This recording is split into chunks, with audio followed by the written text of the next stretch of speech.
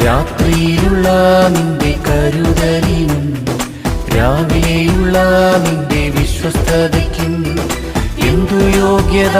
എനിക്കെന്തു യോഗ്യത, യേശുവിൻ്റെ ദാനമല്ലാതെന്തു യോഗ്യത,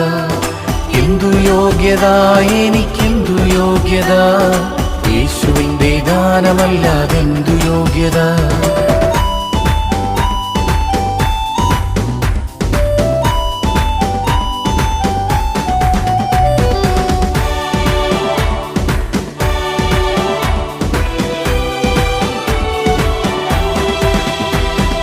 ഞാനവന്റെ മുന്നിൽ താണിരുന്നപ്പോൾ